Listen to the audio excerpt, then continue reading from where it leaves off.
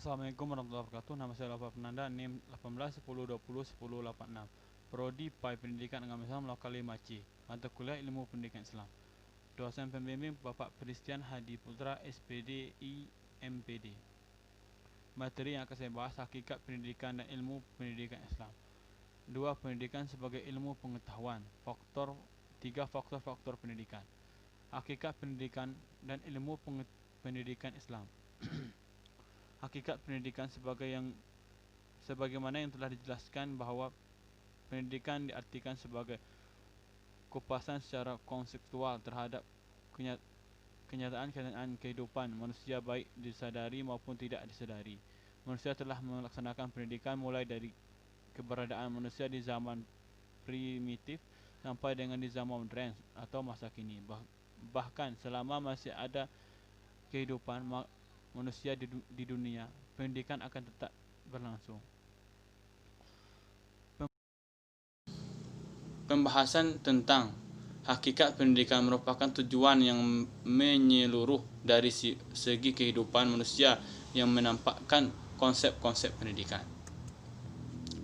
Beberapa asumsi dasar yang berkaitan dengan hakikat pendidikan. 1. Pendidikan merupakan proses interaksi manusia yang ditandai dengan keseimbangan antara kedaulatan subjek pendidik dengan kewajiban kewibawaan pendidik. 2.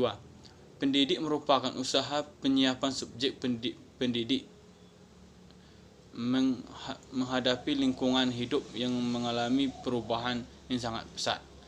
3. Pendidik meningkatkan kualitas kehidupan pribadi maupun masyarakat. 4. Pendidik berlangsung seumur hidup. Pendidikan merupakan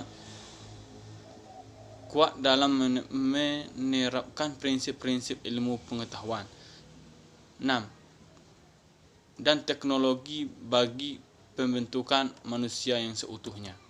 Tujuan pendidikan. Tujuan pendidikan menurut Undang-Undang Nomor 20 Tahun 2003 tentang Sistem Pendidikan Nasional Pasal 3 adalah mengembangkan potensi peserta didik agar menjadi manusia yang beriman dan bertakwa kepada Tuhan Yang Maha Esa, berakhlak mulia, sehat, berilmu, cakap, kreatif, mandiri dan menjadi warga negara yang demokratis serta bertanggungjawab. Definisi pendidikan Islam. Pendidikan Islam adalah suatu pendidikan yang melatih perasaan murid-murid dengan cara begitu rupa sehingga dalam sikap hidup, tindakan, keputusan dan pendekatan mereka terhadap segala jenis pengetahuan sangat dipengaruhi oleh nilai spiritual dan sangat sadar akan nilai Islam.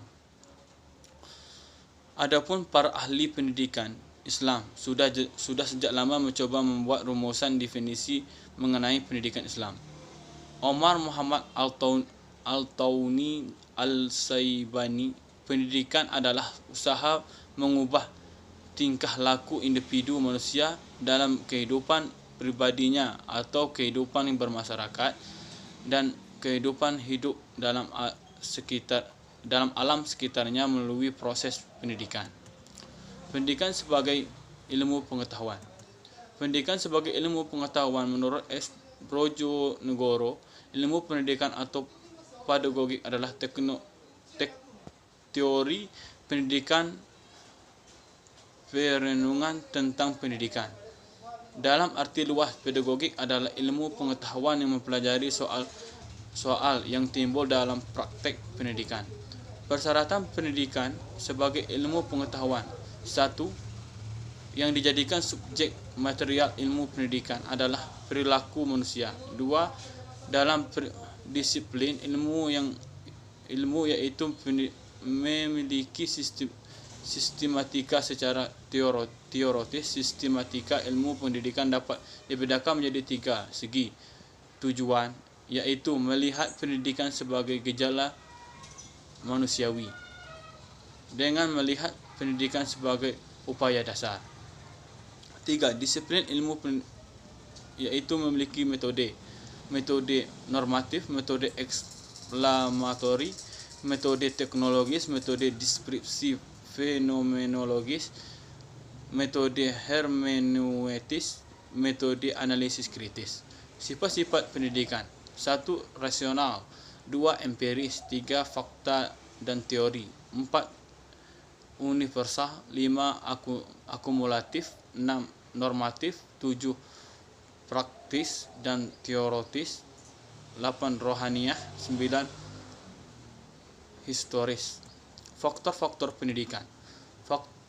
Faktor tujuan. Pendidikan sebagai suatu bentuk kegiatan manusia yang kehidupan juga menempatkan tujuan sebagai suatu yang hendak dicapai.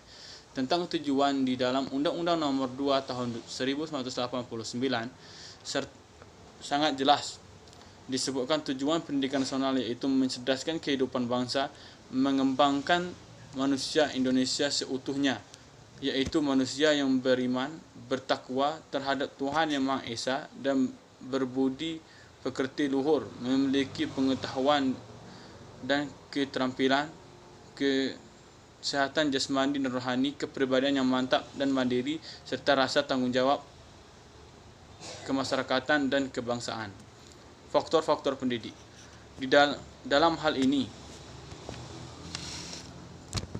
ini dapat dibedakan pendidik untuk dua kategori. 1. Pendidik yang bersifat kontrakti.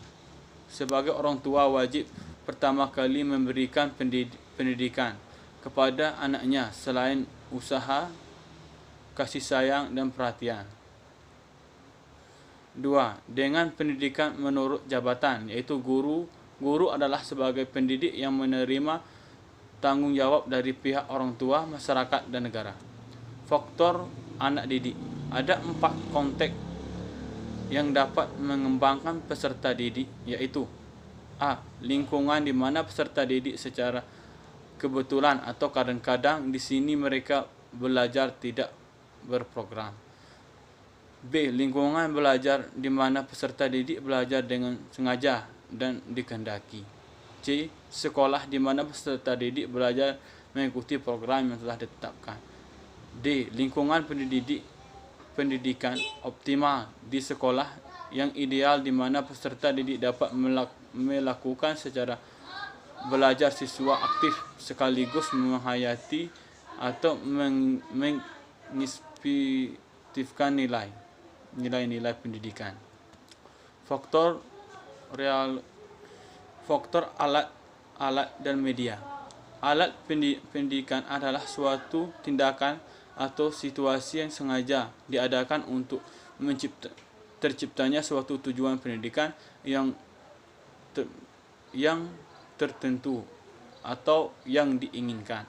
Alat-alat pendidikan bermacam-macam, antara lain hukum dan ganjaran, perintah dan larangan, celaan dan pujian, serta kebiasaan. Termasuk juga sebagai alat pendidikan di antara lain keadaan gedung sekolah, keadaan perlengkapan sekolah, keadaan alat-alat pembelajaran dan fasilitas lainnya. Faktor-faktor isi untuk materi pendidikan. Yang termaksud dalam inti atau materi pendidikan ialah segala sesuatu untuk pendidikan yang akan berlangsung disampaikan kepada peserta didik dalam rangka mencapai tujuan pendidikan. Faktor lingkungan.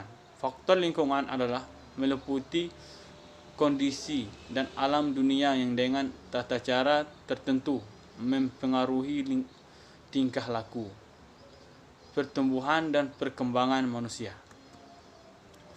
Faktor metode. Metode ialah cara yang dilakukan oleh pendidik menyampaikan suatu pendidikan kepada anak didiknya. Maka seorang pendidik harus mengetahui metode apa yang cocok untuk diajarkan kepada anak didik supaya tidak cepat bosan. Demikian yang dapat saya sampaikan. Saya tutup wabillahi taufiq wal hidayah. Wassalamualaikum warahmatullahi wabarakatuh.